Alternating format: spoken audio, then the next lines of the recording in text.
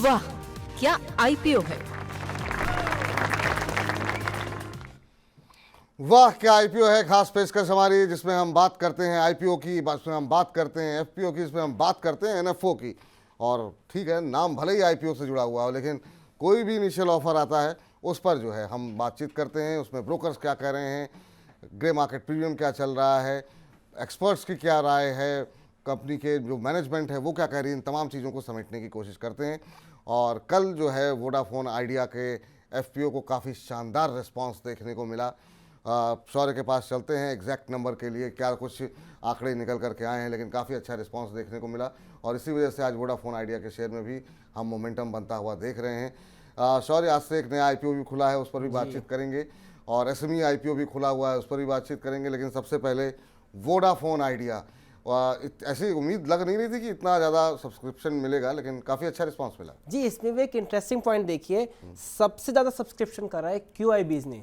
QIB का subscription हुआ है 19 टाइम्स से ज़्यादा, टोटल सब्सक्राइब हुआ है 7 गुना के आसपास, एग्जैक्टली 6.99 टाइम्स। और रिटेल का जस्ट भरा है, सिर्फ 1.01 टाइम्स सब्सक्राइब होते हुए नजर आया है। तो ये इंटरेस्टिंग पॉइंट है कि रिटेल इतना कम कर रहा है, क्यूआईबी ज़्यादा कर रहा है। हमने एक्चुअली भारतीय हेक्साकॉम के आईपीओ में सिमिलर टाइप का ट्रेंड देखा था, रिटेल ने कम करा था, क्यूआईबीएस ने बहुत अच्छा मोमेंटम दिखाया था। शायद क्यूआईबीएस के सब्सक्रिप्शन से ही सेंटीमेंट में आज सुधार देखने को मिला है, जिस वजह से वोडाफोन का शेयर अभी भी 11% के ज़्यादा तेजी के साथ कारोबार करता हुआ नजर आ रहा है।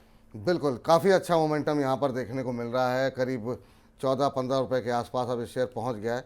अब यही होता है कि कई बार समझ में नहीं आता क्या किया जाए, और हालांकि बहुत सारे एक्सपर्ट्स से जो हमने बातचीत की उसमें बहुत मिली जुली प्रतिक्रियाएं आई हैं एफपीओ को लेकर के। काफ़ी लोग निगेटिव थे, कुछ लोग पॉजिटिव थे, एक आध लोग ही पॉजिटिव निकले।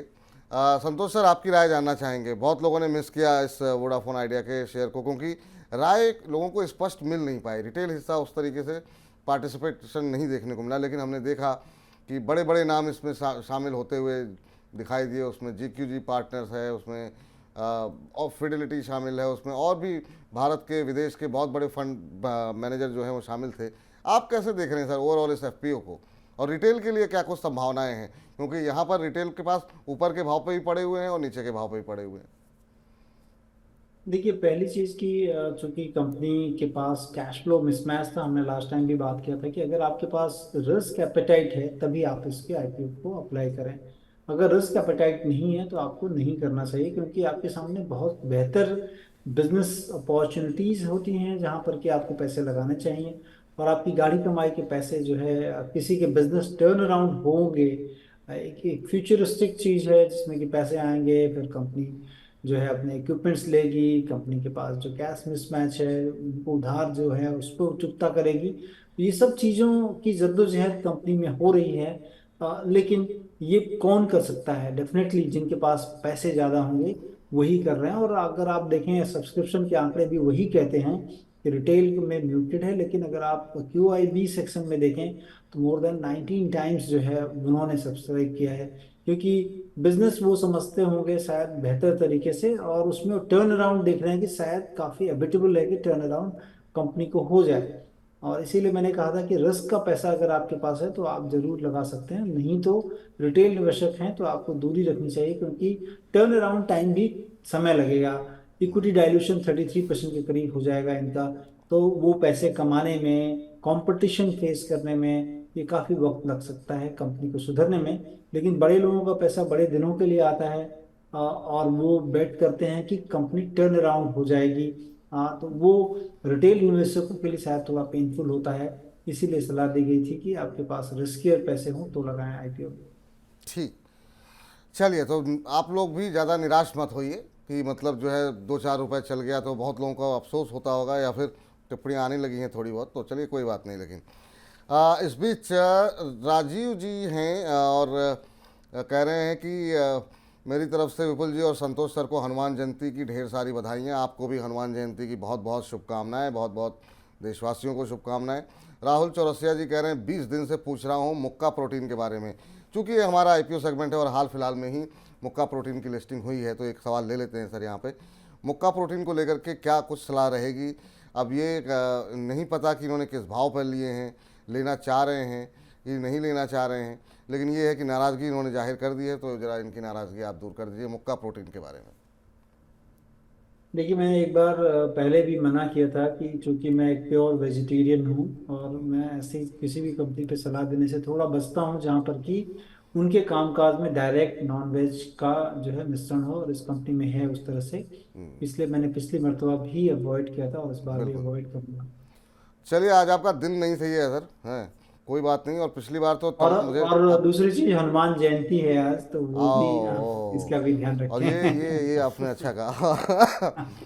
और पिछली बार तो अब मुझे याद है कि जब आपने ये बातें कही थी 38 के भाव पर लिए हुए, लेकिन सर राहुल जी कोई बात नहीं, डिस्कशन हो नहीं पाएगा, फिर कभी आप सवाल भेज दीजिएगा, आपका सवाल हम ले लेंगे, कोई बात नहीं। 650 शेयर है, कोई बात नहीं, आप हमें व्हाट्सअप कर दीजिएगा, बाद में कभी डिस्कशन कर लेंगे। चलते हैं जरा शौर्य के पास। शौर्य, आज से एक नया आईपीओ खुल रहा है जी क्या स्थिति है वहाँ पर, और शुरुआती रिस्पांस कैसा देखने को मिल रहा है? जी, जो आईपीओ खुल रहा है उसका नाम है JNK। ये कंपनी हीटिंग इक्विपमेंट बनाती है। पहले अगर आईपीओ की डिटेल्स देखें तो 650 करोड़ के आसपास का आईपीओ है, जिसमें से 300 करोड़ है फ्रेश इशू।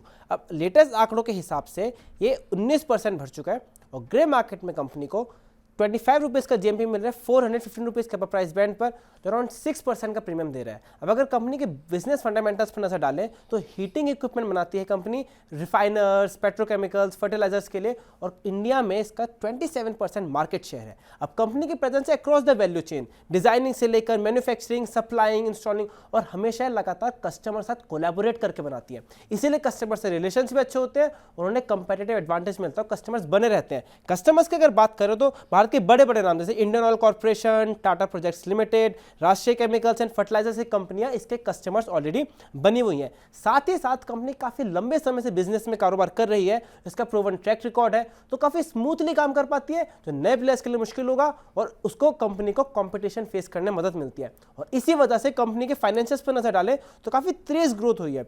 रेवेन्यू 2 साल में 72% के अगर से बढ़े हैं, लेकिन इतनी तेज ग्रोथ के बाद भी क्योंकि कंपनी के पास कंपेटिटिव एडवांटेज था, वो प्रॉफिट मार्जिन में दिखता है, तो कंपनी ने अपने प्रॉफिट मार्जिन को 11% से ज्यादा मेंटेन करने में मदद करी है। आगे का अगर आउटलुक देखें तो कंपनी की ऑर्डर बुक में भी 143 करोड़ से लेकर 868 करोड़ का ऑर्डर बुक हो गए 2 साल में, और आगे आने वाले समय में फ्रॉस्ट एंड सुलिवान के हिसाब से काफी अच्छा आउटलुक है, काफी ज्यादा रिफाइनरीज बनेंगे, वहां पॉजिटिव कंसर्न नजर आ रहे हैं। लेकिन एक रिस्क पर नजर डालें तो रिस्क है कंप्लायंसेस को लेकर। कंपनी के पास पुराने जमाने तो पास्ट रिकॉर्ड है, कंपनी उनको फैच नहीं कर पाई है, इस वजह से उन्हें पास्ट में भी कंप्लायंसेस की दिक्कत मिली थी, और हो सकता है आगे भी कुछ रेगुलेटरी एक्शंस या पेनल्टीज कंपनी को फेस करनी पड़ जाए। जी, चलिए जरा चलते हैं संतोष सर के पास। संतोष सर, आप कैसे देख रहे हैं JNK इंडिया? करीब 650 रुपये करोड़ रुपए कंपनी की जो है वो जाने की योजना है, और यहाँ पर जो ब्रोकर्स किराया है वो भी देख लेते हैं। आनंद राठी कह रहे हैं कि ये लंबी अवधि के लिए सब्सक्राइब करें। SMIF ऐसा कह रहा है कि सब्सक्राइब करें। अरिहंत कैपिटल की तरफ से भी लंबी अवधि के लिए सब्सक्राइब करने की सलाह आ रही है, और रिलायंस सिक्योरिटीज़ भी सब्सक्राइब करने की ही सलाह दे रहा है। तो सर, आपकी क्या सलाह रहेगी? क्या आप सहमत हैं इन ब्रोकरेज हाउसेज से, या फिर कुछ कंसर्न आपको यहाँ पर दिखाई दे रहा है? कंसर्न केवल एक है, वैल्यूएशन थोड़े महंगे लेकर आए हैं, क्योंकि रन रेट जो है, प्रॉफिट का रन रेट जैसा सौर्य बता रहे थे काफ़ी अच्छा है इस कंपनी में, और काफ़ी स्टेबल जो है प्रॉफिट ग्रोथ रही है लास्ट के 2-3 सालों के अगर आप देखें तो। और वैल्यूएशन थोड़ा महंगा है, इसलिए आपको देखें कि GMP आपको नहीं मिल रहा है। कंपनी का ROC देख लें, ROE देख लें, काफ़ी सुपीरियर है। तो ये सारी चीज़ें देखकर और जो है डेट काफ़ी मैनेजेबल है लेवल पे, तो इन सारी चीज़ों को देखकर लगता है कि डेफिनेटली कंपनी में जो है अपॉर्चुनिटी हो सकती है। रिटेल इन्वेस्टरों के लिए तो मैं थोड़ा सा स्केप्टिक हूँ, लेकिन अगर आप एक HNI इन्वेस्टर हैं तो डेफिनेटली ऐसे बिजनेस को देखना चाहिए, या फिर निचले स्तरों को मिले तो आपको डेफिनेटली तब देखना चाहिए। ठीक है। सर, अभी मतलब ओवरऑल, मतलब एग्जैक्ट अगर रणनीति बनानी हो तो किस तरीके से बनाई जाए, लिस्टिंग गेन को लेकर के या लॉन्ग टर्म के लिए? लॉन्ग टर्म के लिए ही लगाएं, क्योंकि चूंकि लिस्टिंग में क्या होता है कि अगर आपको सस्ता दिया जाता है शेयर तो लिस्टिंग गेन की संभावना बनती है। लिस्टिंग गेन यहाँ पर शायद न बने, क्योंकि जो है महंगा है शेयर। प्राइस टू अर्निंग देखें 43 के आसपास के करीब का है, तो शायद आपको लिस्टिंग में गेन ना मिले। लेकिन अगर आप थोड़ी लंबी अवधि का नजरिया रखेंगे, और प्रॉफिट रन रेट जिस तरह से बढ़ा है कंपनी में, वो अगर 1-2 क्वार्टर और रिपीट करेगा तो आपको डेफिनेटली तब बन जाएंगे पैसे, बट लिस्टिंग गेन थोड़ा मुश्किल होगा बनना। जी चलिए, तो लिस्टिंग गेन के लिए नहीं, लंबी अवधि के लिए अगर आप लगाना चाह रहे हैं तो बिल्कुल जो है यहाँ पर निवेश कर सकते हैं। दीक्षा शर्मा जी कह रही हैं कि सर एस्टर डीएम शेयर क्यों गिर गया 20%, न्यूज़ बता दीजिए। न्यूज़ मैम ये है कि कंपनी ने 118 रुपये पर शेयर का डिविडेंड दिया था और आज से शेयर एक्स डिविडेंड हुआ है, तो वो जो है उसके जो प्राइसेस हैं, उसकी जो कीमतें हैं, उसमें वो परिलक्षित हो रहा है, यही कारण है और कोई कारण नहीं है। चलिए एसएमई आईपीओ की बात करते हैं, जिस पर कल हमारे साथ मैनेजमेंट भी मौजूद थी। सॉरी, वहाँ पर क्या कुछ कह रहे हैं डेटा? ये अगर एमफोर्स ऑटोटेक कंपनी का नाम है, कल हमारे मैनेजमेंट से बात हुई थी और उसमें काफ़ी अच्छा रिस्पांस देखने को नज़र आ रहा है। लेटेस्ट आंकड़ों के हिसाब से टोटल 10 गुना से ज़्यादा कंपनी बढ़ चुकी है और ग्रे मार्केट में अगर नज़र डालें तो कंपनी को 100% ज़्यादा का प्रीमियम मिलता हुआ नज़र आ रहा है। आईपीओ का प्राइस है 98 और कंपनी को ग्रे मार्केट में 100 रुपीज़ का प्रीमियम मिल रहा है। परसेंट टर्म में देखें तो 102% का प्रीमियम मिलता हुआ नज़र आ रहा है। शिवम केमिकल के बारे में बता दीजिए। ये शिवम केमिकल्स की अगर बात करें तो शिवम केमिकल्स की बेसिक आईपीओ डिटेल देखें, आज खुला है, 25 अप्रैल तक खुला रहेगा। प्राइस है 44 रुपीज़ पर शेयर का, टोटल 20 करोड़ का आईपीओ साइज है। इसमें अभी इतना अच्छा रिस्पांस देखने को नहीं मिला है। लेटेस्ट आंकड़ों के हिसाब से 54% बढ़ गया है, लेकिन ग्रे मार्केट में कंपनी को कोई भी प्रीमियम नहीं मिल रहा है। ग्रे मार्केट में प्रीमियम नहीं मिल रहा है, आज पहला दिन है, अब देखते हैं आगे मिलता है कि नहीं। और उसमें क्या स्थिति है ग्रे मार्केट प्रीमियम की, वहाँ पर कितना ग्रे मार्केट प्रीमियम बताया आपने? जी, एमफोर्स में 100% का ग्रे मार्केट प्रीमियम मिल रहा है। चलिए, तो न सिर्फ सब्सक्रिप्शन के आंकड़े काफ़ी अच्छे हैं, बल्कि ग्रे मार्केट प्रीमियम भी यहाँ पर अच्छा दिखाई दे रहा है। सर, इन दोनों एसएमई आईपीओ पे अगर किसी को आपने ट्रैक किया हो या कोई टिप्पणी करना चाहें सर आप तो? मुझे लगता है कि एमफोर्स जो है वो काफ़ी अच्छा बिजनेस मॉडल है। और अगर आप देखें प्रमोटर को, तो उन्होंने, और कंपनी जो काम करती है वो ड्राइव टेरेन बनाती है और उसमें इनके 93% रेवेन्यू जो है ये नॉर्थ अमेरिका से आते हैं। और कंपनी के जो मालिक हैं वो काफ़ी बिजनेस में काफ़ी दिनों से हैं और उन्होंने एक किताब भी लिखी है शाफ्ट के ऊपर और ड्राइव टेरेन के ऊपर लिखी है। चार्टर्ड अकाउंटेंट हैं बाय प्रोफेशन जो है, ये बिजनेस कर रहे हैं और वो अपने निजी लाइफ में, और उनका शायद बेटा भी, मुझे जहाँ तक ध्यान आ रहा है कि वो भी कंपनी में अच्छे पोस्ट पे शायद सीएफओ हैं वो। कंपनी के जो काम काज करने के तरीके हैं काफ़ी अच्छे हैं। आरओई आरओसी देख लें, बेहतर सुपीरियर आरओई आरओसी हैं कंपनी के। एबिटा मार्जिन 16% के आसपास है। तो इन तमाम चीज़ों को देखते हुए लग रहा है कि इस स्टॉक में आपको जो है निवेश करना चाहिए। हो सकता है लिस्टिंग गेन मिल जाए, क्योंकि कंपनी को जो है प्राइस टू अर्निंग, जो weighted average price to earning 26 times पे दिया गया है, तो रूम दिया गया है काफ़ी आपको कि आप यहाँ से पैसे कमा सकें। और जो पैसे आएंगे आईपीओ में, जो प्रोसीड्स आएंगे, उससे वर्किंग कैपिटल और इसकी सब्सिडियरी में कुछ फंडिंग करेंगे ये। तो वहाँ पर देख सकते हैं ये आईपीओ मुझे अच्छा लगा। चलिए, तो ये आईपीओ अच्छा लग रहा है इन्फोर्स का, वहाँ पर आप नज़र बनाइए। और अगर आपको मैनेजमेंट को सुनना है, मैनेजमेंट क्या कुछ कह रही है, तो वाह क्या आईपीओ इस सेगमेंट में जाइए हमारे यूट्यूब चैनल पे, और उसमें कल का एपिसोड आप देख सकते हैं। वहाँ पर डिटेल में मैनेजमेंट के साथ हमने बातचीत की है और उसमें जो है हमारे और शौर के साथ डॉक्टर रवि सिंह की भी राय अगर आपको मिल जाएगी, संतोष जी की राय आपने सुन ली है, तो एक और व्यू अगर आपको लेना हो तो वो भी आप देख सकते हैं। चलिए, अब जरा एनएफओ के बारे में बातचीत कर लेते हैं कि भाई कौन से फंड जो है आजकल खुल रहे हैं और वहाँ पर क्या कुछ गतिविधियाँ चल रही हैं, किस तरह का फंड है। और चलते हैं जरा, कौन सा नया एनएफओ खुला है सर? जो नया एनएफओ खुला हुआ है उसका नाम है बंधन इनोवेशन फंड। जैसे नाम से पता लग रहा है एक सेक्टोरल फंड है जो इनोवेशन थीम के हिसाब से फंड करेगा। इसका 10 अप्रैल को खुला था, 24 अप्रैल तक खुला रहेगा। रिस्क इसका बहुत ज़्यादा है, लेकिन जैसे अगर हम बात करें तो इनोवेशन जिस तरह से आगे बढ़ रहा है, काफ़ी इसमें क्रेज देखने को नजर आ रहा है। इनफैक्ट अब कॉम्पिटिशन कमीशन ऑफ इंडिया भी इस पर एक स्टडी कर रहा है कि किस तरह से सब पे इम्पैक्ट डालेगा। तो क्या उस सेंस में ऐसा लगता है कि इनोवेशन के थीम से पैसे बनाए जा सकते हैं? अब ये इनोवेशन का थोड़ा सा हमारे दर्शकों को बता देंगे, क्या मतलब इनोवेशन, मतलब किस तरह की इनोवेशन की बात कर रहे हैं? मतलब क्या जो नए तरीके की कंपनियां आ रही हैं उसके बारे में, या फिर आर्टिफिशियल इंटेलिजेंस को लेकर के है, क्या कुछ जी, जो भी सारी कंपनियां जो इनोवेशन से रिलेटेड कारोबार कर रहे हैं, जैसे नई तरह की कंपनियां हो गई, आर्टिफिशियल इंटेलिजेंस हो गई, उस सारी तरह की कंपनियों में फंड निवेश करने को देख रहे हैं। चलिए ठीक है। सर, नए नए फंड आ रहे हैं और नई नई थीम के साथ आ रहे हैं। ये हमने देखा जब डिफेंस वाली चीज़ें चलने लगी थी, शेयर चलने लगे, तो कितने सारे डिफेंस जो है के फंड आने लगे। जो है अब ये एक नया फंड है जो कि एआई जो है काफ़ी ज़्यादा आजकल चर्चा में है।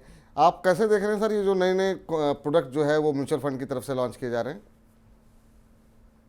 देखिए, थीमेटिक जो फंड होते हैं जितने भी हैं, मतलब वहाँ पे एक तो आपका रिस्क एसोसिएशन ज़्यादा होता है, या सेक्टरल फंड बोल रहे हैं, थीमेटिक जो भी बोला जाए, क्योंकि उसमें कंसंट्रेशन जो है स्टॉक पिकिंग का जो फंड मैनेजर के पास होता है वो पर्टिकुलर उस थीम को लेकर होता है। और कभी भी फ्यूचर में अगर वो थीम नहीं चलती है, इन एनी केस अगर कुछ होता है, तो जो है एक इशू हो सकता है वहां पर कि आपका फंड परफॉर्म नहीं करे।